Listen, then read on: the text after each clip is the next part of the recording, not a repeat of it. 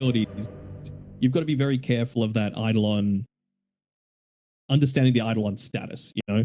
Because if Celery gets put out of position, even if he dual breaths and does whatever, he's probably dead, right? Similar sort of thing with the Alchemist early on prior to hitting onto that level 6. And very much see them putting a little bit more emphasis onto making sure they're able to get out of that lane in a pretty good spot. But GG, I think this game is a little bit more clear cut for mine. And I'm interested to see even what build Tofu goes for. You know, is he going to be a tiny bit greedier himself? Is he going to, instead of pursuing that like Solar Crest Tranquils build that he usually goes, maybe it is going to be like a, it could probably still Tranquils into like a Boots of Bearing, but then beyond that go into a Glypnir for him or something like that, just to provide that little bit of extra control.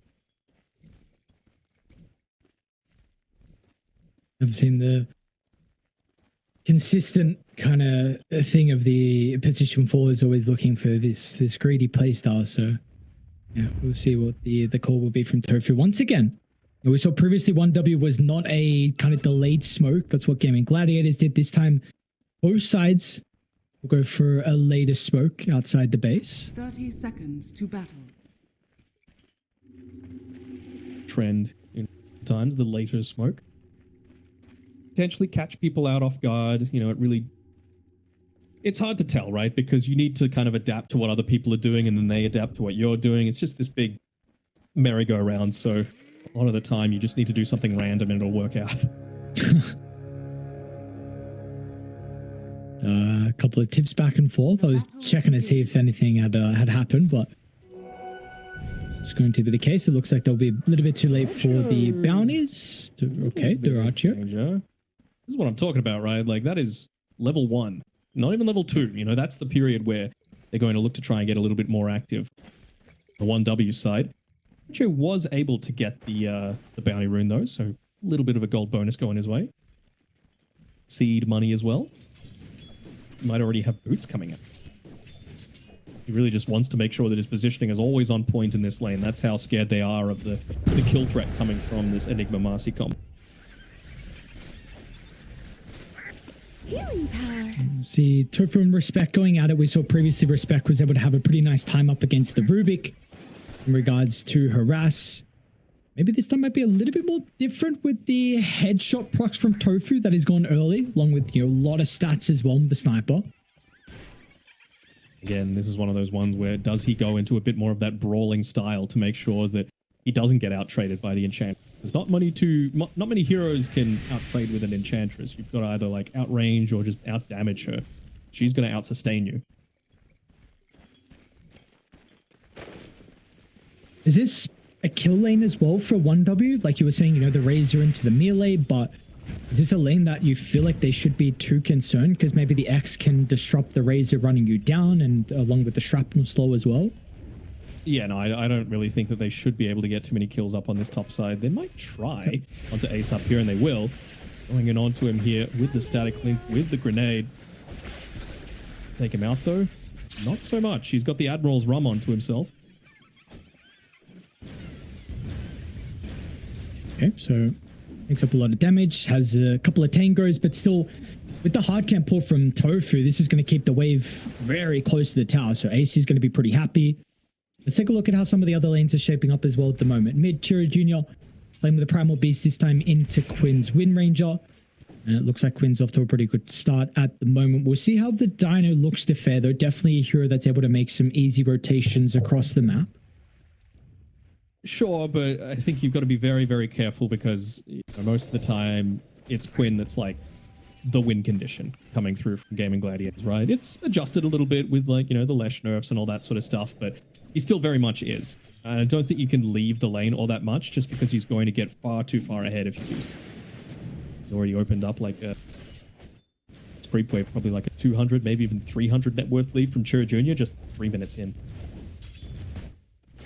Yeah, we see bottom. The Archer's having a really good time as well, 16-3. So a dual breath along with the acid spray being a bit of an issue here, depending on where the Eidolons are already getting stacks as well inside the jungle. We'll see how 1W going to be able to contest this. Unfortunately, it doesn't get this third stack onto the medium camp, but that's how you know he's a carry, again, with not a support. Hey, at least he's trying though. I respect it. Celery should be fine. No Eidolons here for Cloud. Duracho's actually going to try and run down Cloud. With the concoction charged up, they're going to be able to drop the acid spray as well. They got the damage just by himself on Duracho. Sweet and Strong was doing a good job to push away Celery. But they didn't have that extra little spells or right click to be able to bring down the Enigma. Another round of the concoction though. Sweet and Strong tries to jump in to stop the concoction, but it's not going to matter. Duracho strikes first, and now they're going to turn. Celery can stand his ground with the power of the dual breath. That's level 2, and that will result in a secondary kill. Duracho's just he's just standing in front of the tower. He's mocking them at the moment. Sure, he wants to why drag not? the wave. Okay, maybe that's what he's doing. Sure. I mean, they're finding it hard to just walk into the waves a lot of the time, but if there's no wave there, it's a whole lot easier. Tofu's probably Up lane on this top side. Oh, nice torrent coming through though, but the power of the rotations coming through from Chira Jr. I was a little surprised there. I really thought that Sweet and Strong might have been able to get a dispose onto the Alchemist as he was kind of near the tier 1 tower, both enabling Cloud to get away as well as potentially a little bit of damage there. So small misplay coming through, but you know, the sort of thing that Gaimin Gladiators is capable of. 2 points in the dual breath is just so oppressive. Like, units again, 2 heroes that again need to kind of get up amongst it. Oh, they really need this rotation to work from Respect, but the creepy took over is stuck inside the camp. Oh no! So now it's going to pop out, and Twin and Strong tries to chase some couriers, but yeah, exactly right. They're going to see him, and you know what? The lane that was starting really well for GG, you try and bring a support over to maybe offset this advantage, but it will not work out. So some time wasted. Duracho TP's away, and he's fine. All that time, like, yeah, Chira Jr. rotated. He got the kill onto Tofu on the top side, but Quinn has no cares in the world right now. He's nearly level 6. He's 400 more net worth. He's looking to scale quite nicely for himself. Again, feels like these are heroes that can be at very different areas of the team fight. If you consider, like, how Marcy does her damage, how Razor does his damage, how Primal does his damage, like, it puts so much pressure onto Cloud to be able to get they're all coming. Perfect black. Okay, top lane, Duracho and Celery are going to come through the portal, and maybe they'd expect one person to come through, but not a second as well as Duracho. And now they're going to turn to Respect. Sweet and Strong unable to really do too much, and Gaimin Gladiators on a roll now can start to get pretty scary. All of a sudden, net worth lead up to 3,000. This is what I was talking about in terms of, like, effectiveness of this draft. It just feels like they cover a lot of the weaknesses that the 1W draft has. It feels like they're not unkillable, but it's going to be very, very hard to, like, divide and conquer, especially considering, you know, the style of draft that Kushi is willing to commit again here onto Ace and Torrent. Stop him in its tracks. The kind of bonus movement speed from that new innate with the Admiral's Rum, along with the phase boots, we saw he was able to get out of range of the static link as well with the help of the Torrent. So I'm going to think about maybe poking Munkushi down. Respect will move over. Enough of a deterrent to push them away. We've got a rotation out of Chira Jr. with a haste rune as well. So it looks like it's unnecessary to get the kill onto Tofu, but he might even think about Ace, but not be the case. So he'll charge on forward, take out his anger on a courier. Radiant are scanning. They'll be able to get at least this 7-minute wisdom rune for Ace, so getting him closer to that ghost ship. Again, if they're looking to commit very heavily, now you've got ghost ship plus ice path plus torrent. It's even without, like, concoction being considered as well. So it's a lot of stuff that you're going to have to avoid on 1W to be able to make it. It's not so sure that they've got the draft to be able to do that. You know, a lot of their heroes are very committed.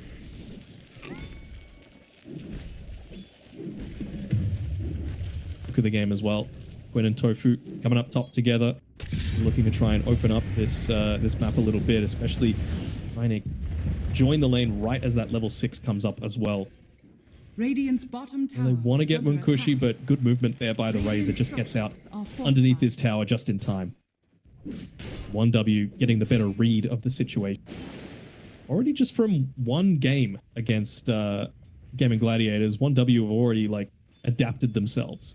Radiant's bottom tower is under I don't know, because I was looking up top. I did see on camera, though, that the Primal Beast rotated down bottom, and I think he took the stack away. Hold that thought, Munkushi. Dive in the tower. Power shot just going to be off the mark. And now we'll actually charge on forward with Alpachira Jr. There's even a black hole as well as Cloud rotated in. That was before the win run though. So they're going to be relying on some body blocks. Respect gets a couple out with only 1 point in the win run. Quinn unable to escape. Sweden Strong junks over the top into the combination of the pulverize. They're going to have the damage to be able to bring down Quinn. Can they get anything more though? Celery finishing blow onto the Marcy, and looks like that's all they're able to get though. So nice combination of spells and heroes together on one double. They need everyone though to bring down those two heroes, and they will do so successfully though. The important thing, of course, is just protecting Munkush. You want to make sure that when this Alchemist is ready to go in, he's going to hit his timings a whole lot sooner. You can't dying to the acid spray. You can't be second guessing yourself. You need to have a ton of that net worth. You need to have your own BKB so that you're not worried about being held in place. It's static link, run at the Alchemist.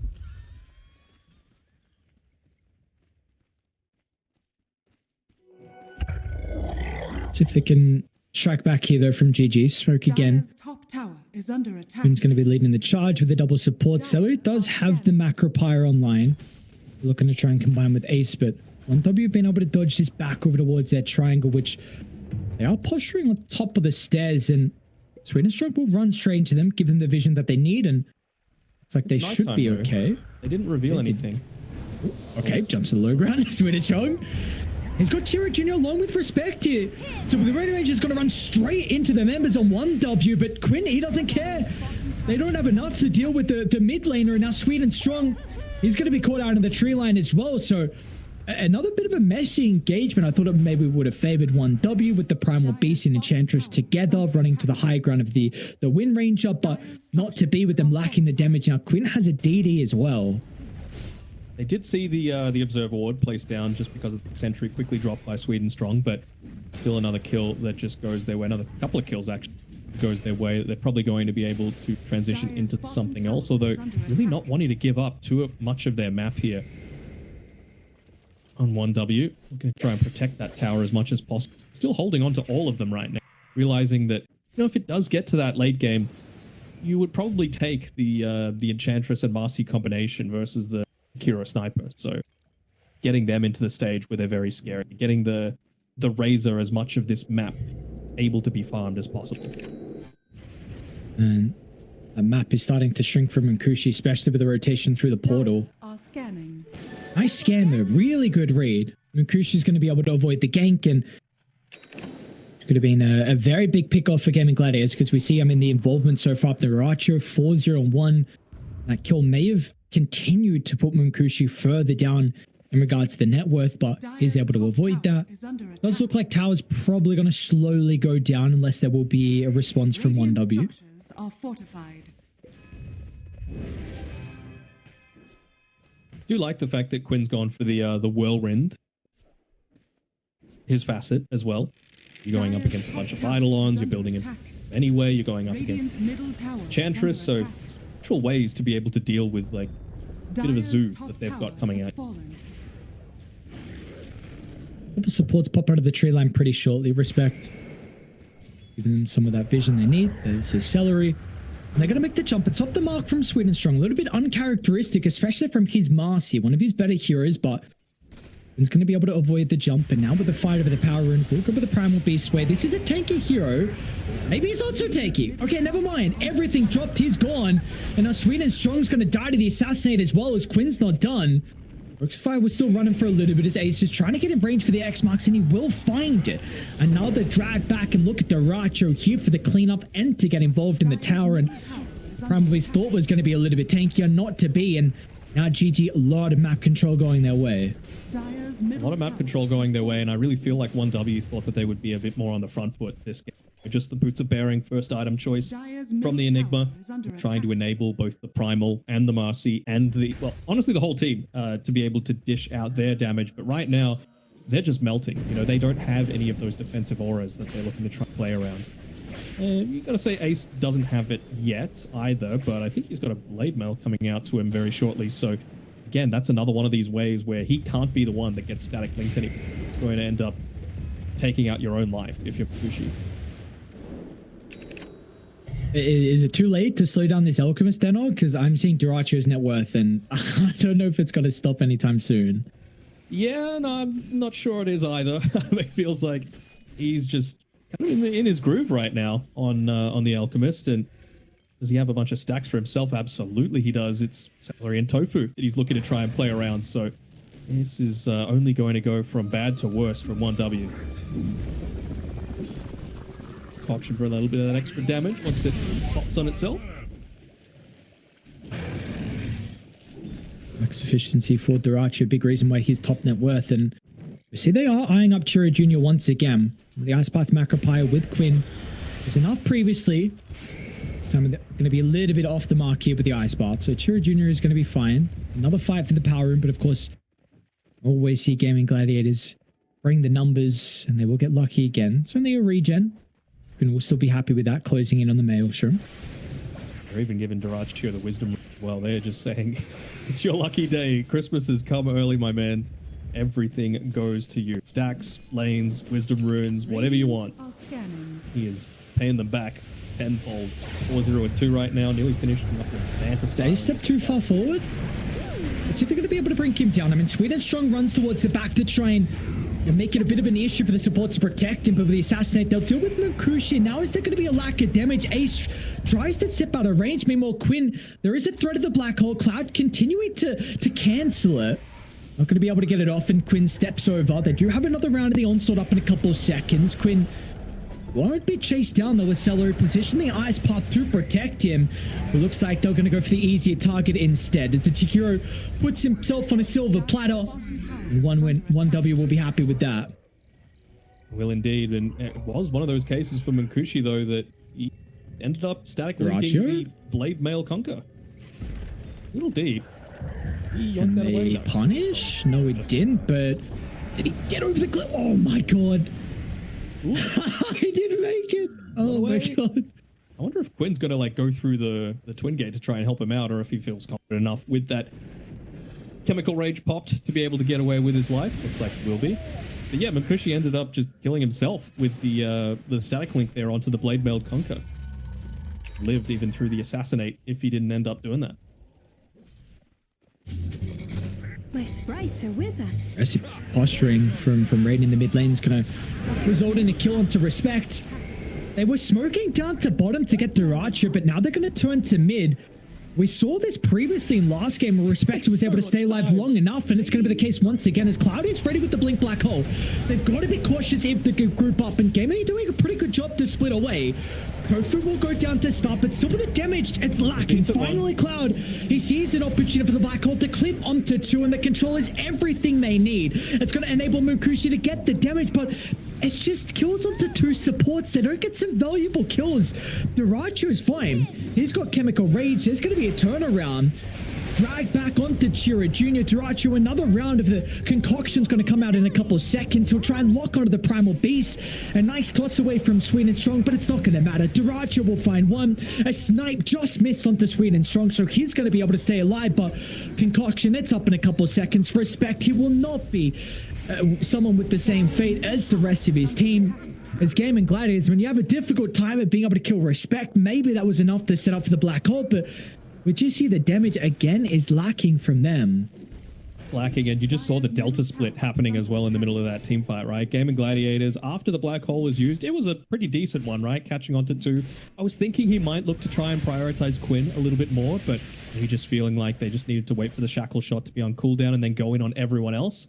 But yeah, like, all of the damage is centered in around like this one tiny area, and if they all split apart, that damage goes away. You just saw how unkillable the rest of GG were once, you know, that this is Black too Hole. messy on Tofu. You probably will get the kill, but it's now closer towards the T2 tower, and yeah, Chiro Jr. drag back with the X. Durachio, an Alchemist who's going to be 6-0 and 4. I mean, the involvement we are seeing out of him is incredible so far in this game. Already got the Blink Dagger as well before the 18-minute mark. Coming a bit of a procession here, Aries, and what is next for him, really? sure if there even is value out of the BKB, just because you are going up against the Black Hole, you're going up against the Pulverize, you're going up against the Static Link. It feels pretty good against a lot of that other stuff. So where do you even go? Like, is this a Radiant's top tower is under AC attack. kind of game? Maybe. No, it's just going to be anyway. I could go the AC there after the BKB. With the safer route at the moment. 9,000 net worth lead. I'm going to look to go once again. Dire's middle tower It really does feel like these cores are pretty much unkillable though, doesn't it? Oh, It's that man. blink. This time they found Munkushi. And Munkushi, man, this is a carry razor. Goes down with ease. They're already looking for more. Respect's going to be able to hold them back, but the Righteous Alchemist knows no fear. Not even opting to hit that tier 2 tower. He wants to farm, he wants to find people. Hanging out across the map as Chira Jr. just trying to farm as many waves as he can, try and cut them, force GG back as quickly as he can. Doraccio revealed on the lane, yep. Radiant They end up getting a kill, but still getting a decent amount of map control taken away. One win.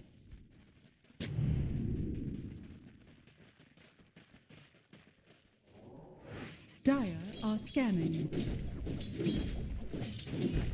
To scan at least, they will have a bit of a read that someone's on the high ground. Chira Jr. does try and snipe the wave, and I already hear in response, Ace taping down to the outpost. The Dino is being a little bit of a nuisance, but finally he'll be cut down. See what else they want to try and do on the map now. The waves are in an okay position. It's the kind of thing that you have to do at this stage, right? Like, you're not going to come back playing normal Dota. You got to try and risk it for the biscuit. You got to go cut some waves. Maybe not have it be Chira Jr. be the one that does that. You know, Respect on his Enchantress could probably do a little bit of lane cutting himself. You saw how long it takes for him to be able to... Uh-oh, they're ready. He'll be fine, but maybe not afterwards. Doraccio finds the stun up to 2. And again, Munkushi's going to be the initial target. They've got the slow things to the corrosive weaponry. That helps Celery get into place to land the ice path. And yeah, Doraccio, this is an incredible start to Kim in regards to the road to the international, and honestly everyone else as well on Gaimin Gladiators. But I mean, the carry for GG is looking really goddamn good. Dire's bottom tower has fallen. Versatility, that's what we keep talking about, right? Gaimin have a very set way of playing, but I don't want to say they've thrown it out the window, but they're putting a lot of teams on notice, saying, you know what, Doraccio, we rate him. There's a reason we've stuck with him through all the flames, through all the stuff. I mean, they've won countless tournaments, right, with this man, and I mean, showing them why one of the best carries in the world. Even just taking enemy wisdom runes as well. Level 18, 21 minutes in. Dire's middle tower is under attack. And the beast. Everyone else is keeping up with him as well. Quinn, run to Chira Jr. We'll have to activate the BKB to try and mitigate some of the damage out of the blade mail. Chira Jr. not going to be able to escape. You see Quinn making sure he holds onto the shackle to stop the charge away. We'll use it now with the rest of the team coming nearby. And over to the right side, Munkushi. Again, it's Doraccio and Celery in combination together. They're going to be able to run into the Razor. It's a godlike streak for Doraccio. Is he going to stop? Why? Who's going to stop him? The damage is all gone. They're dead for another 25 seconds. Man. Oh, man. There is no reason for this man to stop. He could just set up shop inside of the 1W base. They do have a glyph available still, but that would be their last glyph. Wouldn't enable them to protect their high ground if they did pop it. So probably going to hold on to it for now. Hope for a fight to eventuate around that high ground push. GG though. At any point they could just go down bottom, go for Roshan. I could certainly see them giving that one over to Quinn. Enable him to also be a menace. And this is kind of what I was talking about with the committal heroes, right? It feels like you need to put yourself at so much risk to get any sort of farm or to participate in any sort of team fights on 1W, whereas not really the case on Gaimin Gladiators, right? Jakiro backline, Sniper backline. Tonka can get in amongst it, but he can do a ton from the backline as well. Same sort of thing with Quinn. It's really only Doraccio who is just giga farmed that is putting himself in any sort of danger.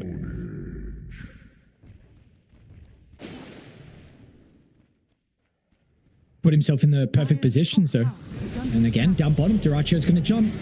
Card's going to be there instantly to respond with the black hole, but if they got the damage though, with the chemical rage used, BKB is going to be activated afterwards, and Duracio's fine. He can shrug it off. Quinn maybe not so much, but Kushi finally is able to showcase what the Razor can output. But now with the response to the rest of the team, they're going to be there to make amends of Quinn's death.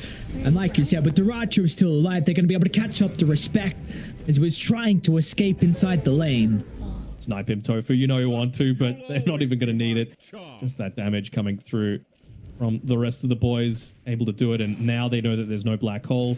Now they know there's no real danger of going up onto that high ground, right? They've still got the glyph, but they're looking to try and push in multiple waves at once. If they end up popping the glyph here, you can just rotate down bottom. You're still going to have a creep wave to be able to play around with. You can even just stick here too, but they've got the outpost taken as well, so just 10 seconds away from Quinn being able to TP in and join the rest of the boys. This is the Gaimin Gladiators that I expected. Game one, first 20 or so minutes was a bit of an aberration, a bit of an exception coming through. But you know, this from start to finish, from the draft to the play style, this is what I was hoping to see. They're gonna try. Chemical Rage about to expire with the BKB on cooldown as well. Mukushi's starting to steal a lot of damage and need a way to stop Duracio from escaping. The boat's going to come crashing down, and now with the run buff, Duracio, he's fine. They do not have the damage, and now soon they're not going to have the numbers as well. Mukushi caught outside the base. Duracio jumping back in. There's nothing he needs to fear. He felt pretty low. Maybe they were just baiting the charge up from Chiro Jr. He holds the BKB to the last second. He's going to be fine. The run buff keeps him alive. Now down goes the Dino as well. 0 casualties for Gaimin Gladiators, and they can walk back up the high ground for the melee barracks. The melee barracks, probably a second lane worth as well, making sure to take that range racks first, not wanting to give them the refresh of the glyph until the very last moment. Siege creeps coming out now as well, with the 25-minute mark coming through.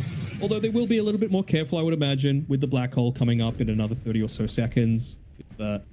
Mist having pushed back for quite some time. Dire's bottom tower has fallen. Keeping an exact counter on that black hole cooldown, right? Hit for another 20 seconds, why not?